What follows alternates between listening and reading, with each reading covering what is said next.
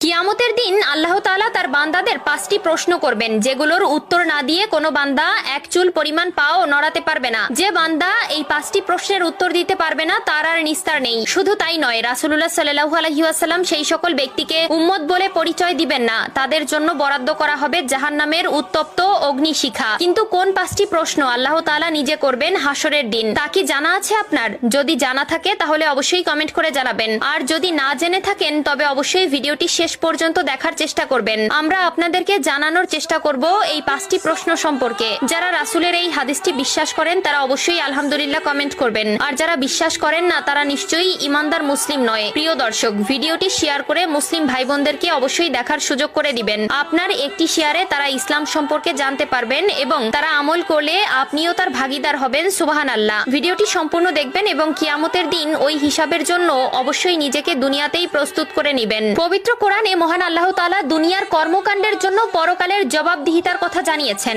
এছাড়াও রাসূলুল্লাহ সাল্লাল্লাহু আলাইহি ওয়াসাল্লাম বলেছেন, কিয়ামতের দিন এই 5টি প্রশ্নের জবাব না দিয়ে তারা আল্লাহর সামনে থেকে সরতে পারবে না। স্বয়ং আল্লাহ তাআলা নিজে তার বান্দাদের কিয়ামতের দিন যে প্রশ্ন করবে তার প্রথম প্রশ্ন হলো, জীবন কোথায় নিঃশেষ করেছো? আল্লাহ তাআলা আমাদের সুন্দর একটি জীবন দান করেছেন, যার জন্য আমরা আল্লাহর কাছে চিরকৃতজ্ঞ। আল্লাহ তাআলা আমাদের দুনিয়াতে পাঠিয়েছেন তার ইবাদত করার জন্য, তার দেখানো পথে চলার জন্য, তার আদেশ নিষেধ মেনে চলার জন্য এবং শয়তানের প্ররোচনা থেকে নিজেকে বিরত রাখতে। কিন্তু আমরা আমাদের জীবন কোন পথে অতিবাহিত করেছি তার উত্তর আল্লাহর কাছে দিতে হবে। আমরা আমাদের জীবন কেমন ভাবে কাটিয়েছি তার উত্তর না দিয়ে কোনোভাবেই নিস্তার পাওয়া যাবে না। 2 নম্বরে আল্লাহ তাআলা যে প্রশ্ন করবে তা হলো, সম্পদ কোথা থেকে উপার্জন করেছো? প্রিয় দর্শক, এই প্রশ্নের উত্তর আমাদের সকলকেই দিতে হবে। আমরা হারাম পথে নাকি হালাল পথে উপার্জন করেছি তার উত্তর না দেওয়া পর্যন্ত এক চুল পরিমাণ পাও নড়াতে পারবো না। এবং অবশ্যই সুদ, ঘুষ, চাঁদাবাজি এবং খারাপ পথে উপার্জন থেকে নিজে হালাল পথে ইনকাম করতে কষ্ট হলেও পরকালে আল্লাহ তাআলা আপনাকে শান্তির জায়গা দিবেন। 3 নম্বরে রয়েছে, তোমার উপার্জিত অর্থ